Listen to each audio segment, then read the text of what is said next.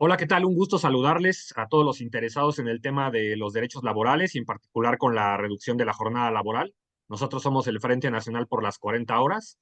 En esta ocasión tenemos a Rodrigo Torres Mejorana. Rodrigo, mucho gusto. Ah, mucho gusto, Rodolfo. Rodrigo nos va a hablar sobre el burnout, que es este síndrome de fatiga laboral. Ahorita me corregirá si es como una buena traducción. Rodrigo es doctor en estudios científicos sociales por el Instituto Tecnológico de Estudios Superiores de Occidente. Su tesis de doctorado justo aborda desde un enfoque disciplinario cómo las personas trabajadoras experimentan y significan el desgaste laboral. Eh, Les damos un contexto de la iniciativa en lo que está ahorita. La iniciativa se pasó a dictamen por ahí de diciembre de 2023, pero pues tras un aviso del presidente de la República, y como en este país hay división de poderes, ¿verdad? Pues los diputados decidieron meterla a la congeladora y decir que se discutiera más, a pesar de que ya habían varias mesas de negociación. Y pues el asunto concluyó la legislatura de la Cámara de Diputados y la iniciativa se quedó ahí, ¿no? Esperando que se vote en el siguiente periodo. Esperemos que lograr la suficiente correlación de fuerzas para lograr presionar a los diputados y que esta iniciativa, que es muy necesaria para la clase trabajadora, se dé, ¿no? Rodrigo, en los agradecimientos de tu tesis, dedicas tu investigación, entre otras cosas, a todas y a todos los trabajadores víctimas de un sistema socioeconómico, sociocultural y sociopolítico. Y cito lo que pones en esta tesis. Dices, sociocultural, sociopolítico, despiadado y depredador. En el ámbito en el que te desenvuelves y otros más allá afuera, muchos saltarían con esta afirmación. ¿Tú alguna vez llegaste a pensar que los trabajadores somos huevones y que había que echarle ganas para salir adelante? Digo, finalmente esa es la ideología con la que creo que todos somos educados, ¿no? Desde la escuela, desde el trabajo, en nuestro entorno. Sí, pues no, afortunadamente, aunque efectivamente pertenezco a una familia que logró, tener un cierto privilegio económico, cierto, ¿no? Pero también nunca sin batallarle este tipo de broncas, ¿no? La mayoría de las personas, nunca tuve ninguna opción respecto a lo que es, las clases sociales, ¿no? Yo entiendo que prácticamente todas las personas con las que al menos yo me desenvuelvo con mayor o menor ingreso, no dejamos de ser clase trabajadora, ¿no? Entonces, esa conciencia de clase que yo creo que desde mi casa, la educación, amigos, productos culturales que yo he decidido consumir, nunca la he tenido ahí, habido a bronca en ese sentido. Entonces, pues no, la verdad es que no solo no concuerdo con esa visión, sino que la repudio, ¿no? O sea, creo que es bastante nociva, y también yo creo que muchas de las personas que sí traen ese discurso, sinceramente yo no creo que ni siquiera ellos lo crean, ¿no? O sea, no, creo que es más no creo que sea ignorancia, aunque seguramente también hay algo de eso en general. Yo creo que al menos las figuras públicas que tienen altavoces que utilizan ese discurso simplemente lo instrumentalizan. O sea, no creo que sea que no se han dado cuenta de cómo son las cosas, sino que simplemente es el discurso que les funciona, porque ellos están en una guerra también y son los intereses que definen. Claro, es algo que finalmente les conviene, ¿no? Entonces por ahí pueden aplicar algún tipo de sesgo de confirmación y pues vámonos, ¿no? No le dan mucho tiempo. Sí, Eh, Rodrigo, ¿qué nos puedes decir que es el burnout o este síndrome de desgaste ocupacional? sí. Bueno, el burnout es un síndrome, es una problemática que lleva ya un buen tiempo, ahí más o menos en la disciplina, surge desde la psicología y la cuestión médica, y efectivamente apenas hace poco hay una traducción ya, digamos, reconocida, que es este síndrome de desgaste ocupacional, porque hay otros fenómenos que tienen ciertas cuestiones en común, pero que no son lo mismo, como el estrés, como la fatiga, como ese tipo de cosas. Ya hay estudios, que indican qué diferencia hay entre cada uno de ellos, y el síndrome de desgaste ocupacional como tal, ya aparece, conocer la clase de historia, que no tiene mucho caso, a partir de 2019, la Organización del Trabajo, la OIT, ya lo reconoce como una enfermedad laboral, ¿no? Entonces, eso yo creo que por un lado es bueno, porque es un reconocimiento de una problemática que está ahí, pero por otro lado, creo que no es el enfoque adecuado, ¿no? Cuando pensamos es una enfermedad, volvemos a lo clínico, que es desde donde surge, pero la verdad es que lo raro es que la gente no nos vemos, ¿no? La estructura parece estar hecha para que el trabajador, independientemente del trabajo en el que se desenvuelva y en las condiciones laborales, por supuesto que afecta, ¿no? Mientras mejores sean las condiciones, menos probable es que nos pase esto, pero esto se da en todas las organizaciones y en todo tipo de trabajo. Entonces, es una cuestión que desde mi punto de vista, que es lo que trato de abordar en la investigación que realicé, es que es algo más, no solo disciplinar, sino multidisciplinar, que es complejo y que es una cuestión estructural más que personal. Entonces, esa es la cuestión que yo planteo ahí y pues, creo que hay articulaciones entre lo sociocultural, socioeconómico y sociopolítico que hacen posible esta organización del trabajo y no solo la hacen posible, sino que la fomentan y sí, o sea, le echan fuego, ¿no? Le echan gasolina al fuego para que siga más viva cada vez. Y uno de los tantas problemáticas que genera es este síndrome de desgaste ocupacional, que es el burnout. Bien. Por ahí mencionas que justo en el principio incluso del artículo que nos proporcionas, pones que el hecho de que el sueldo del trabajo representa el principal ingreso de las familias, a partir de ahí se crea una dependencia, ¿no? Y hay una relación desigual entre el empleado y el trabajador. ¿Qué nos puedes comentar al respecto? Sí, pues esa es la cosa, ¿no? O sea, si estuviéramos en un país o en una sociedad donde un estado de bienestar existiera, donde las personas tuviéramos todos garantizado derecho, eh, hogar, educación, servicios de salud, otra cosa sería, ¿no? Pero eso no está cubierto y todos tenemos de alguna manera que buscar el dinero para poder hacernos de las cosas desde las más básicas hasta las cosas que nos dan más recreación y que también son parte de la vida. Entonces, en México, la inmensa mayoría de las personas dependemos de un sueldo, de salario, ¿no? De ser asalariados, y a la hora de que hay una dependencia, ya hay una relación desigual. ¿Por qué? Porque también hay un ejército de personas dispuestas, también por las situaciones socioeconómicas que hay en nuestro país, a tomar trabajos precarios, terribles condiciones laborales, con horarios extendidos, y quien contrata lo sabe, ¿no? Entonces, por un lado se permite que traten de maneras atípicas y por otro lado se sabe que si una persona empieza a buscar mejorar su situación laboral, esa persona es un problema muchas veces a la organización y pues no tiene mucho problema en hacerse de ella y contratar a alguien que está dispuesto a hacerlo. ¿Por qué? Porque hay muchísima gente en condiciones muy complicadas y también es difícil echarles la culpa, ¿no? Porque también es como decir, bueno, es que no lo acepten, ¿no? No lo van a aceptar, ¿no? O sea, es eso o no le dan de comer a su familia. Claro. Entonces, creo que ahí es donde está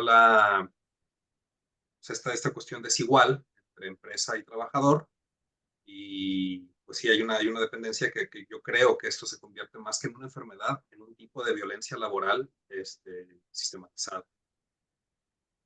Ahorita mencionabas que se suele poner el foco en las personas, ¿no? Y no en la estructura, justamente, que es lo que nos estás diciendo, que es la que fomenta esta condición. Eh, ¿Tú has notado, digamos, como en esta cuestión de, a lo mejor llames empresas, propaganda de medios de comunicación, digo, uno nota por cierta parte que incluso en Internet que se fomentan este tipo de prácticas como el mindfulness, la yoga, ¿no? Como poniendo justamente el enfoque en que el trabajador es la culpa del trabajador y él está en sus manos resolver el problema, ¿no? Cuando pues, no, muchas veces no es así, ¿no? Sí, tal cual. Y no solo eso, sino que casi casi ahorita con la NOM 035, una cuestión que ya está poniendo para las empresas la cuestión de los riesgos psicosociales, igual algo bueno, el marco el que ya existe y es un primer paso, pero por ejemplo yo en la investigación que hice veía de repente que había empresas, buenas empresas, que están dentro de organizaciones como Best Place to Work, ¿no? Son mejores lugares para trabajar, etcétera. Están catalogados como una muy buena empresa en general y pues se les exige hacer cuestiones ahora para lo de la NOM 035 y de repente lo que hacen es eso, ¿no? A ver, descárgate esta app, yo te pago la inscripción a la app de Mindfulness para que tengas, no sé, agarre nuestro programa y tengas esto, pero esa misma empresa tiene horarios inciertos y, por ejemplo, la pandemia, y no solo la pandemia en general, van recortando, no sé, hay equipos de 10 personas y cada año recortan a 2, entonces el trabajo que antes hacían 10 personas ahora lo tienen que absorber 8, y esas 8 personas tienen que dar los mismos resultados que las 10, y al año siguiente quitan otras 2, y así la van llevando hasta que son 4 o 5 personas haciendo el trabajo que antes lo hacían 10 personas, sin bajar la exigencia, pero con su app. Entonces, más bien es, o sea, digo, está bien lo del app, ¿no? No, no está mal, pero no es ese el problema. El problema es, respeta mis horarios, voy a estar bien, ¿no? O sea, no te preocupes, dame la carga laboral que una persona debe de hacer y permíteme, no permíteme, o sea, no es tampoco algo que agradecer, simplemente es un contrato legal, ¿no? O sea, yo tengo mis horarios, hasta ahorita son 48 horas, la lucha que se está dando es por las 40, pero cumple tu parte del trato, ¿no? Porque también pasa eso, que siempre es, no, es que hay que poner la camiseta, no somos familia, una serie de eufemismos que solo se dan de un lado para el otro, porque cuando las cosas van mal, el trabajador tiene que dar ese extra, pero cuando las cosas van bien, no hay como que, mira, vamos a empezar, eso no, al menos yo en la experiencia personal que he tenido, en la investigación que realicé, prácticamente no existe, prácticamente no existe. Y son prácticas que realmente atenúan, ¿no? El problema, no van a la raíz. Sí, Eh, tal cual. y justamente ahorita lo que estás mencionando es que pues hay una especie de alineación a en la organización del trabajo se vaya, y lo pones en tu tesis, que hacia la productividad y hacia la competitividad, ¿no? ¿Qué implica que las empresas alineen sus objetivos con esta productividad y competitividad? Pues implica que todo lo demás es un instrumento, incluido el valor. Si yo lo que necesito es la máxima productividad al menor costo posible, pues hay una opción muy clara de cómo llegar a esos objetivos, pero no es la más humana, ni es la más, no sé, o sea, en corto plazo para los accionistas de esa empresa, puesto que es quien haga esa estrategia va a ser aplaudido. Pero híjole, no sé, me parece un poco triste que esa sea la opción, ¿no? Yo creo que también habla un poco del, no sé, de repente también se habla mucho de, es que el empresario, ¿no? Está bien, o sea, hay empresarios que son empresarios como tal, pero si tu solución para dar resultados es dar gente, entonces no sé qué, así, qué bruto, qué mente tan privilegiada. Creo que deberíamos de pensar también eso, o sea, qué es lo que cuál es la función de una empresa socialmente, porque una cosa es, yo entiendo el grupo de accionistas al interior de la empresa vean esto. La cosa es que una empresa pues no está en el alto vacío, una empresa es un agente social, eso es una organización que forma parte de un ecosistema que tiene que ver con academia, con Estado, con efectivamente empresarios, sociedad civil, etcétera. También debería haber ciertos márgenes que limite esa búsqueda de productividad por la productividad, porque ya hemos visto que, que no funciona para el gruesísimo de la población. Funciona para un pequeño porcentaje de las personas, sí, sí funciona, pero pues eso es lo que queremos, para eso está el Estado. Creo que son Ah, las preguntas que hay ahí, ¿no? también nos mencionas algo, una especie de ausencia de colectividad, ¿no? En el trabajador, que me parece que pues va de la mano, ¿no? Todo de todo ese sistema que fomenta como eh, pues el individualismo, el esfuerzo, ¿no? El sacrificio. Eh, ¿Qué consecuencias trae, bueno, ya en la cuestión del trabajador, ¿no? Y en esta especie de cómo significan el estrés laboral? ¿Qué consecuencias del trabajador trae el no poder sacar el estrés por las cargas en la jornada laboral, según lo que tú tuviste en tu investigación? Trae consecuencias tanto físicas como mentales, ¿no? O sea, por un lado, hay personas, hubo casos bastante dramáticos que realicé, es que perdieron, por ejemplo, a algún bebé, trabajadoras que por estrés, de no poder parar, de corajes, este tipo de cosas tuvieron, digamos, problemas ya que somatizaron, ¿no? Y tuvieron estos problemas también físicos, otra persona distinta también, un problema en el que se destruyó la espalda, haciendo, porque no tenía tiempo para calentar, era un trabajo predominantemente físico el que realizaba, tenía que dar ese número, ¿no? La productividad de la que hablábamos. Entonces, pues ella decía, bueno, me pongo a calentar como yo sé que tengo que hacer antes de hacer este tipo de actividad, eso no genera, ¿no? O sea, no genera en términos utilitarios, pero en términos de salud sí. Pero ella decidió no hacerlo porque había una presión externa, no externa, sino dentro de su empresa, y se reventó la espalda por completo, tenía un contrato temporal, simplemente no se lo renovaron y se acabó. Entonces, esos son grados, debe haber peores, ¿no? Pero la infección pierde el seso son los dos casos más fuertes, pero en el día a día tenemos cuestiones que no son tan, digamos, dramáticas en ese sentido, pero sí son pérdida de sueño, incluso llega a haber también cuestiones de violencia en distintos grados al interior de su familia, porque ese es un problema que empieza en el trabajo, porque se traslada al resto de la vida, a la vida personal, a la vida social, a la vida familiar. Se habla de una ausencia, ¿no? Las personas simplemente directamente no están en cuestiones que son importantes para él o para ella y para su familia, como cumpleaños, como por ejemplo velorios, ¿no? O sea, una persona muy cercana a mí, no pude ir porque no me dejaron y a los 2 meses me corrieron. Entonces yo tengo una frustración de no haber estado en un momento tan importante para mí y al final ni siquiera fue valorado, ¿no? O sea, fue como, ya no me sirve de lo que sigue. Entonces está la ausencia física como tal, pero también está la ausencia digamos, más metafórica, que hablaban de estar sin estar. O sea, una persona puede estar, no sé, en los 15 años de su hija, pero hay reclamos de parte de la familia de, oye, papá, está todo bien, veo que no estás aquí, ¿no? Y eso es una cuestión que puede ser dolorosa de alguna manera venir de tus hijos, pero también se puede volver más violento hasta el grado de divorcios, hasta el grado de problemas ya más serios, ¿no? En cuestión de lo familiar. Son cosas, una cosa transversal, porque creo que esa es la clave, que inicia en el mundo laboral, pero lo llevamos con nosotros todo el tiempo. Y efectivamente, al no haber una colectividad, está muy erosionada la cuestión de la colectividad, pues lo cargamos solos.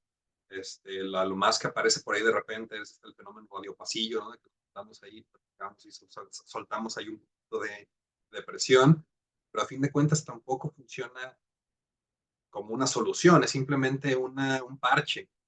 Y esta cuestión individualista lleva también a una competitividad que nos separa de los otros, ¿no? Es decir, yo tengo que ver por mí, porque sí me han educado y yo tengo que sobresalir, y si para sobresalir tengo que atropellar a mi compañero, es lo que está pasando, ¿no? Entonces también se vuelve un círculo vicioso bastante feo, porque, pues no sé, se vuelve complejo pasar por este tipo de cosas de por sí, y mucho más pasarlo solo.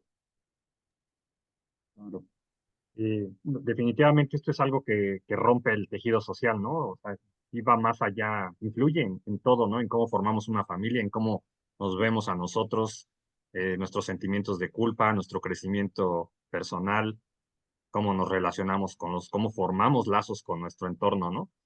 Eh, Perdón que te interrumpa, y esto también se vuelve todavía más perverso cuando vemos la lógica de que lo hacemos nuestro, ¿no? Hay una cuestión ahí también de que nosotros interiorizamos esta norma. Una cosa es la norma ya, el jefe te diga, oye, te tienes que quedar. Muchísimas veces ya ni siquiera nos lo tienen que decir porque se ha convertido en el sentido común. Todos entendemos, bueno, de alguna manera sabemos que el trabajo es sacrificio. Entonces, si yo estoy contratado, por decir algo, tengo la oportunidad de un trabajo de 9 a 2 y 4 a 7, es raro que a las 7 te vayas. muchas veces es porque tú te lo autoimpones. O te paras para irte y tu equipo pares, te van a ver como qué onda, ¿no? Entonces estás autorregulándote y estás regulando a tus pares y la compañía ya ni siquiera tiene que hacer nada.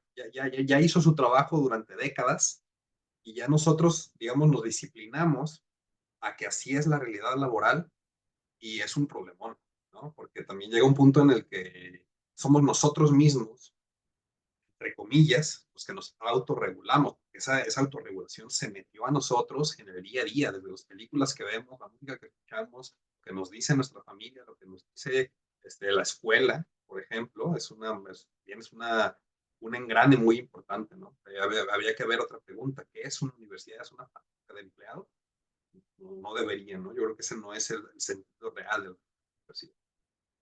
La prepa o lo que sea, ¿no? Claro. Oye, ahorita mencionas la palabra que, perverso y se me viene a la mente otra parte del entorno que es pues esta parte cuando el trabajador, los pocos que suelen protestar.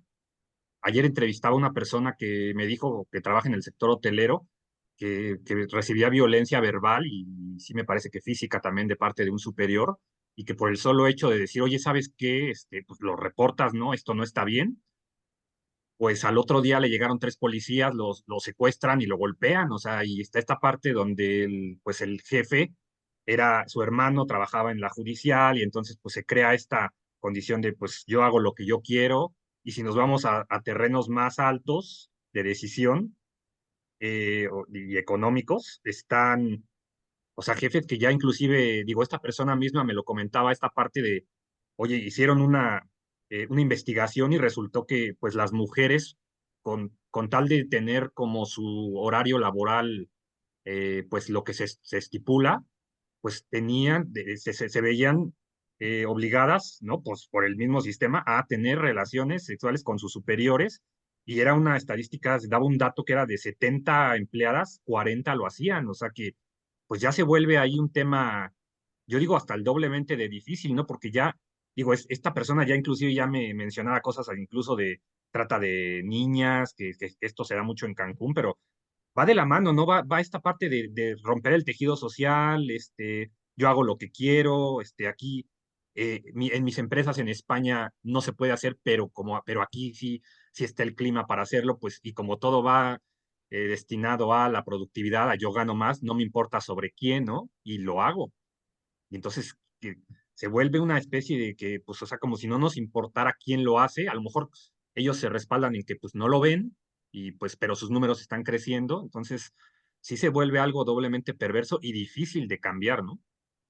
Y completamente, completamente. Son casos, terroríficos, ¿no? De repente mi tutor, estamos en la tesis, decía, no, o sea, nosotros en el día a día vemos casos que hacen ver el capital de Marx como un juego de niños, ¿no? O sea, exagerando un poco, pero no, hay cosas terribles y eso también nos hace pensar, es un poco como el fenómeno de la migración, ¿no?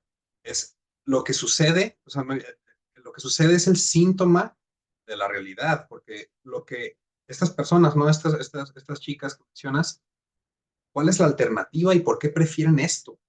¿No? O sea, ¿qué tiene que ser, cuál tiene que ser la alternativa para que esa sea la decisión? Porque esta gente, los jugadores no son tontos, ¿no? O sea, están eligiendo de manera estratégica con las herramientas que tienen en el tablero de juego en el que les tocó estar. Entonces la pregunta es, ¿qué hay atrás que hace que esa sea la mejor solución? ¿Por qué no estamos haciendo nada para modificar esa otra cosa, ¿no? Y la pregunta, digo, la respuesta está bien ahí más o menos clara, porque mientras más destruido esté el tejido, más baja va a estar la barra para que la gente acepte cualquier tipo de cosa que yo vaya a dar, ¿no? Y el problema es que parece que no hay una disposición para soltar lo que ha habido históricamente. Oye, aquí el tema de las mujeres, ¿no? Que definitivamente son atravesadas por muchísimo más violencias, ¿cómo encontraste en tu investigación que cómo viven las mujeres cuando justo el trabajo rebasa las fronteras del tiempo y el espacio, ¿no? Ellas que justamente por este rol, por la sociedad las obliga a que ellas son las que tienen que hacer cuidados, quehaceres, ¿no? Yo en la investigación que realicé no le imprimí esta perspectiva de género Y lo pongo ahí porque ya hay un cuerpo de trabajo apabullante que nos dice que la doble jornada afecta principalmente a la mujer. O sea, la mujer es la principal afectada en todas estas cuestiones laborales de las que estamos hablando. Pero independientemente de que no fuese el enfoque que le di, sí lo traté como todo lo que fue saliendo, ¿no? Y es parte del problema, es también la naturalización del rol que tenemos nosotros, sociedad en general, de lo que corresponde a la mujer y lo que corresponde al hombre, ¿no? Por ejemplo, la cuestión de los cuidados de los hijos, los cuidados de la pareja, los cuidados de la gente de edad más avanzada. Nosotros como que hubo un consenso, que obviamente está construido históricamente, de que eso le toca a la mujer. Entonces, cuando el ingreso deja de ser suficiente de una sola persona para poder tener una vida más o menos digna, la mujer tiene que entrar no tiene o decide entrar al mercado laboral, pero no se descarga de todo lo demás. Entonces, tiene toda esta carga laboral que todo mundo tenemos normal, más lo que tiene en la cuestión extralaboral, más el hecho también que también son más vulnerables dentro de lo laboral. Esta cuestión sexual, por ejemplo, es muchísimo más común que suceda de hombre a mujer que de hombre a hombre. Claro que existe, pero estadísticamente es muchísimo mayor el acoso y el hostigamiento hacia las mujeres. Entonces, ahí lo que dices, ¿no? Se cruzan varias problemáticas y pues sí, sigue siendo uno de los grupos más afectados de la sociedad. Definitivamente. Y ya yéndonos, digamos, a una de las preguntas que te haces en tu trabajo de investigación, eh, lo pongo como tal cual, ¿no? Lo pones tú, dice, ¿de qué manera los trabajadores significan y despliegan su agencia en particular respecto al desgaste laboral? Tú mencionas por ahí algunas tipologías, ¿no? Algunas clasificaciones. Sí, ahí parte de lo que hice en el trabajo fue hacer sí, es digamos, encontrar algunas maneras de ser trabajador, así les llamé. Y dentro del trabajo de campo hice una heurística. Entonces, estas personas como tal no existen, ¿no? No hay una persona que sea eh, un espejo de cada una de las tipologías que pongo, pero sí hablo un poco de cómo es que las personas se reconocen a sí mismas y viven el trabajo, ¿no? Las llamo, los primeros son los secuestrados, ¿no? Era la primera tipología que puse. Están también ¿para qué te he hecho mentira? Lo voy a ver aquí rápidamente. Aquí mencionas los faquires, los sublevados, gentes Aquí eres dobles, y los conquistadores, los soberanos, los inexpertos optimistas. Me imagino que esa es también. gente con poca experiencia, ¿no? Que apenas va Y entrando, o poca son conciencia personas de su entorno laboral, ¿no? tienen menos de un año trabajando, por lo mismo tienen una gratitud especial hacia la empresa que les dio la primera oportunidad, llevan menos desgaste a cuestas, tienen la idea de que su vida, o sea, de que su vida laboral va a ser más, o sea, tienen un optimismo, ¿no? De que todos cuando ya empezamos a trabajar creemos que vamos a lograr todos nuestros sueños. De que su esfuerzo no lo va a llevar justamente esto. Sí, sí, sí, o sea, yo voy a trabajar y voy a ser un buen trabajador, una buena trabajadora y voy a ir escalando, ¿no? Voy a ir dando mis metas gracias a mi esfuerzo y a mi trabajo y pues pronto esa tipología, digamos, esas personas pasan a alguna de las otras tipologías y estas personas son reemplazadas por nuevos integrantes de las filas laborales más nuevos. Entonces también ahí también se ve un poco cómo decimos que la gente de repente, las empresas de repente empiezan a correr a personas, pero no las corren al azar, ni las corren por su rendimiento muchas veces. A veces te corres simplemente porque ya traes un desgaste, ya ese tornillo ya está ya está más barrido que los demás y ya pronto me va a dejar de servir. O llevas tanto tiempo ahí que simplemente por el tiempo ya cuestas más. Entonces, te corro a ti, contrato a una persona nueva para que haga esa chamba. Además de que cuesta menos, trae un desgaste inexistente, entonces va a tener más tiempo de vida antes de que truene. Entonces, pues sí, encontré ahí esas tipologías y vemos, me parece interesante ese aporte, porque también habla un poco de las dinámicas laborales al interior de las empresas. O sea, están las personas que no ven, secuestrados son las personas que no ven, bueno, voy a dar un paso atrás. Yo lo que propongo aquí es que este desgaste se da por una tensión que se da por una disputa por el tiempo y el espacio del trabajador. Si yo estoy contratado por 8 horas diarias, pero la empresa busca sacarme no 8, sino 10, es un extractivismo, ¿no? O sea, esta disputa por el tiempo y el espacio es un extractivismo de la persona misma, ¿no? Entonces, ese desgaste, esa lucha, ese conflicto que hay entre la empresa y el trabajador por su tiempo y por su espacio, hay un sector de las personas trabajadoras que no ven esa lucha. Ellos lo consideran que es normal. Si yo tengo que trabajar 10 horas, aun cuando firme 8, es que así es esto. Esa cuestión que ya normalizamos, pues esos son los que llamamos secuestrados.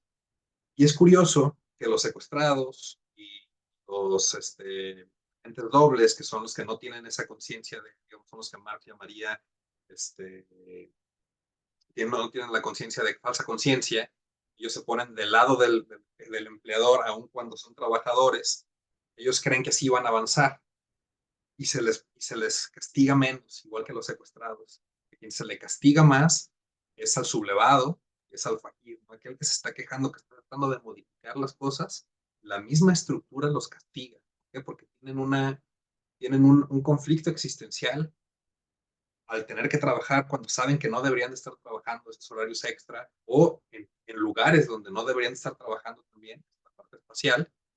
Y pues sí, hay un castigo a aquel que busca mejorar las cosas. Mientras más vayas tú así como que esto es normal, no pasa nada, no va a haber problema. Pero va a haber problema porque se va a estar perpetuando la problemática. Esa es la cosa. Claro, tú mencionas que hay una lucha por el tiempo y el espacio del trabajador, eh, y que definitivamente hay una desigualdad, ¿no? En esta lucha y el trabajador es el que está perdiendo. ¿Qué estrategias viste en tu trabajo que desarrollan los trabajadores para lidiar, ¿no? Con este conflicto? Pues las estrategias, como decíamos hace ratito, tristemente son principalmente, son estrategias de resistencia y son individuales, ¿no? O sea, insisto, la colectividad no está muy, muy presente en las maneras en que lo estamos haciendo. Y en la parte de las maneras de resistir, yo lo dividía, yo encontré que no hay una manera monolítica de resistir, encontré al menos tres maneras que van desde lo más pasivo hasta lo más activo. Primero están las personas que simplemente están aguantando, están buscando no perder el trabajo, no caer, porque cuando digo no caer es no caer enfermo, no caer en un colapso, ¿no? Entonces esas personas tienen la esperanza de que las cosas mejoren, pero no hay una estrategia, no hay nada, ellos viven al día a día. Entonces, básicamente es la cuestión de decirse a sí mismos que las cosas van a cambiar y que ellos pueden. Entonces, después está, ya moviéndonos un poco más a lo activo, están aquellas personas que ya están resistiendo, no están, más bien, comprenden la posición en la que están y aunque no es la mejor, buscan que se mantenga esa posición. Las personas ven a las personas que están en el siguiente, digamos, la siguiente manera de resistir, que son los que enfrentan la parte más activa, sus héroes, ¿no? Ellos son los que nos están ayudando. Yo, por la razón que sea, no puedo hacer lo que están haciendo ellos. Quisiera, pero no puedo. Y el no puedo pues, tiene que ver con que a lo mejor todos lo hemos vivido, ¿no?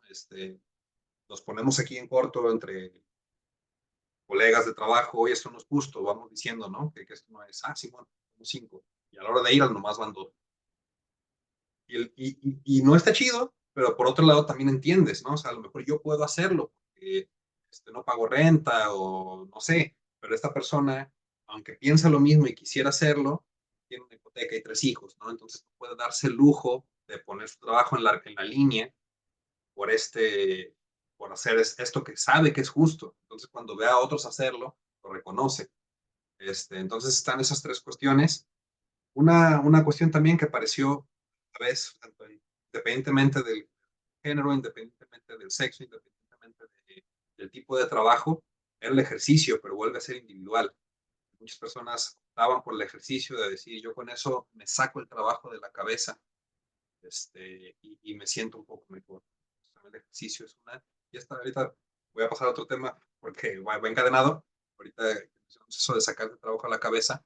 También hay una cuestión que creo que todos conocemos, todos sabemos, pero que yo en la investigación estuve buscando por todos lados y no di con el nombramiento de este fenómeno, que es la cuestión del tiempo en el que no trabajamos, que no estamos realmente trabajando, pero que las dinámicas laborales siguen dentro de nosotros. Por ejemplo, un domingo, si nosotros tenemos un horario de lunes a sábado, por decir algo, eh, el domingo es un día libre, pero yo desde el domingo en la tarde noche ya empiezo a sentir una molestia, un desgaste porque ya viene el lunes, ¿no? Eso es el trabajo permeando en la vida extralaboral, y otra vez estamos hablando de ese extractivismo, ¿no? Yo lo nombré antelación laboral, prosecución laboral. Es ese tiempo donde no estamos trabajando, pero que las dinámicas laborales nos están generando esas problemáticas que surgen desde lo laboral. Y también eso nos empieza a quitar tiempo del que en teoría es nuestro tiempo no laboral. También creo que es una problemática que nombrarlo ayuda, ¿no? Saber que existe ese fenómeno y que es un síntoma de otras cosas.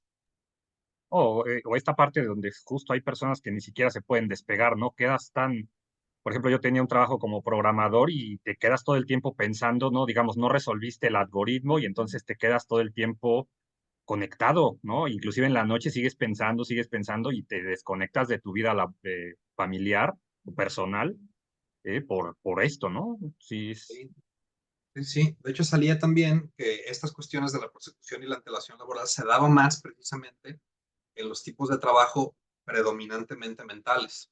O sea, en los predominantemente físicos hay otras problemáticas, pero ese está menos presente. Y también eso nos lleva a otra cuestión. La manera en que nosotros socialmente valoramos más o menos ciertos tipos de trabajo. Una persona con la que estaba yo entrevistando me decía, no, yo era feliz trabajando físicamente, cargando cajas, haciendo eso. Yo me sentía bien porque estaba ejercitándome, me ponía mis audífonos, estaba a gusto. Pero luego mi hermana me regañaba, decía, ¿cómo vas a preferir ese trabajo que trabajo en oficina, por ejemplo? O sea, ¿cómo valoramos más un trabajo predominantemente mental que un trabajo predominantemente físico, cuando no había razón para hacerlo, ¿no? O sea, también hasta esta persona sentía un poco de culpa al admitir que prefería este tipo de trabajo, y eso es lo que ella la hacía feliz, que es una parte también, ahorita volviendo un poquito a la parte del burnout. El burnout históricamente pues, tiene tres dimensiones. Una es el agotamiento, esa es la parte que está más ligada con la jornada, tema que nos convoca hoy, pero hay otros dos, que es la despersonalización, que tiene que ver con esto. Estoy haciendo un trabajo que no me significa nada, ¿no? O sea, a lo mejor no está socialmente mejor visto, pero yo preferiría estar haciendo otro trabajo que para mí me significa más, ¿no? Y el otro es la insatisfacción del logro, que tiene que ver ya con no lo que hago, sino que también siento que hago lo que debo hacer. Tiene que ver con el entrenamiento y ese tipo de cosas, ¿no? Pues cuando no nos sentimos aptos para hacer lo que hacemos, también nos genera una problemática, y cuando sumamos las tres cosas es cuando se da el burnout. ok. Rodrigo, ya ahorita mencionabas la NOM 35, pero digamos que igual en términos de leyes recientes, ¿qué se ha legislado para ayudar a los trabajadores? ¿Ha habido algo más? Inclusive tenemos ejemplos de leyes recientes internacionales que pudiéramos aportar al ámbito nacional. Pues está la ley de desconexión del trabajo, que está vigente en Francia. Francia yo diría que es un modelo sobre el cual podríamos estarnos viendo. De hecho, hay incluso videos y memes, ¿no? Trata de hacerlo esto un francés, ¿no? Que tratan de que trabajes en horas, digo, en días de vacaciones, ese tipo de cosas. Tiene una cultura y una historia de lucha bastante importante e interesante. Ellos tienen la ley de la desconexión laboral. Tú no puedes mandarle un correo fuera de su horario laboral. No está obligado a contestártelo y no debería ni siquiera de llegarle. Tienen por qué conectarse, por ejemplo. En Canadá, no sé cómo se llama la ley porque no me explicaron, pero una de las personas con las que trabajé, trabaja en un banco de capital canadiense, y les prohíben conectarse a sus sistemas cuando están en fin de semana o cuando están en vacaciones. Los obligan a tener al menos, además, bueno, de los días de vacaciones que tienen que tomar por fuerza 10 seguidos, porque ellos saben que esos 10 seguidos son necesarios para, digo, volvemos a lo mismo, ¿no? Lo hacen no porque buena gente son, sino por una cuestión de productividad. Saben que si tienen esos 10 días seguidos, van a estar mejor el resto del tiempo y van a producir más. Entonces, no es la mejor de las razones por las cuales hacerlo, pero al menos está. Llega un punto que esta empresa les penaliza económicamente si trabajan fuera de horarios de trabajo. Si ellos detectan que te conectaste al sistema, hiciste alguna operación en días de vacaciones, te penalizan económicamente, lo cual también es sintomático de la manera en que nosotros estamos hipercableados para no parar de trabajar, ¿no? O sea, nos tienen que castigar para, económicamente para dejar de trabajar. Tiene que ver. Y aquí dentro de México está también, además de la NOM 035, está la NOM 037, que tiene que ver con la ley de teletrabajo. Eso surge a partir de la pandemia, que básicamente dice que las personas que trabajan más del 40% de su total laboral fuera de la fábrica o la oficina donde normalmente trabajarían, se les denomina teletrabajadores y la empresa debería de darles proporcional de luz, de internet, de toda la producción de servicios y también proporcionarle cuestiones de ergonomía para ese lugar de trabajo, probablemente su casa. Entonces también eso es lo que acaba de salir, que pues, vamos viendo cómo se efectivamente se aplica, pero al menos yo creo que exista ese marco ya es positivo. Pero el problema es que también hay muy pocos inspectores para revisar que eso efectivamente suceda. Entonces tenemos Claro. un problema. Pero bueno, creo que no es un mal primer paso, reconocerlo. Ahorita mencionabas la parte de que lo hacen por productividad, ¿no? Aunque sea por las peores razones, que inclusive es un tema que se ha retomado, ¿no? Para la reducción. ¿Tú qué dirías, cómo nos beneficiaría a la clase trabajadora la aprobación de la reducción de la jornada laboral? Todo tendría que ver con cómo se aplica efectivamente y cómo la entendemos nosotros. Por ejemplo, de repente escuchas entrevistas de Pepe Mujica, ¿no? Del presidente uruguayo, y él decía, o sea, es que yo estuvimos peleando por llegar a las 8 horas y ahora estamos peleando por las 6. El problema es que la gente, ahora que sabe que estamos peleando por las 6, está pensando en tener dos trabajos. Está buscando trabajar 12 horas, ¿no? Y eso tiene que ver también con la noción, con el significado que nosotros tenemos del éxito, ¿no? Por ejemplo, yo entiendo que el éxito se mide con lo que tengo y con lo laboral, no con lo laboral, perdón, con lo económico. Entonces, si ahora tengo la posibilidad de trabajar únicamente 6 horas, automáticamente lo traduzco en voy a buscar los trabajos y voy a ganar el doble de dinero. Y eso también es un problema, ¿no? Una cosa es el marco legal y otra cosa es cómo nosotros mismos lo entendamos, lo leamos y decidamos utilizarlo y otra es lo que se nos permita, porque también una cosa es lo que nosotros queremos hacer y otra cosa es lo que las empresas nos exigen. Una vez yo creo que es una lucha que se va a ganar, pero vamos viendo cómo, porque cuando lleguemos a los 40, ¿cuál va a ser la letra pequeña? ¿No? O sea, va a haber ahí una bolsa de horas, vas a tener que cumplirlas en golpes de 12. Este, yo voy a poder disponer de ti cuando quiera mientras cumpla esas 40, porque eso también nos va a llevar a otro tipo de problemáticas. No es lo mismo descansar sábado y domingo o lunes y martes que descansar el sábado y el miércoles, ¿no? Los ritmos de descanso tampoco son igual. Entonces hay una serie de cuestiones que hay que también tomar en cuenta, no solo llegar a las 40, porque las 40 también se pueden volver una problemática si se ejercen de una manera, otra vez, esa palabra perversa, ¿no? Inclusive la gradualidad, ¿no? Que es algo que ya entró en Chile y que, pues no, tú no cuidas a tus familiares, gradualmente, ¿no? O lo haces o no lo haces. Sí, Este, tal cual. Rodrigo, ¿qué otras conclusiones obtuviste de este trabajo que hiciste en cuestión del burnout? Eh, pues que es un problema muy serio, ¿no? Es un problema por el que la mayoría de las personas, al menos en países como el nuestro, estamos pasando y, y que está muy normalizado, tristemente. Yo noté mucho, es que es una cosa muy rara, porque está muy normalizado, pero en el momento que le preguntas a una persona respecto a estos temas, tienen un río de palabras que decir.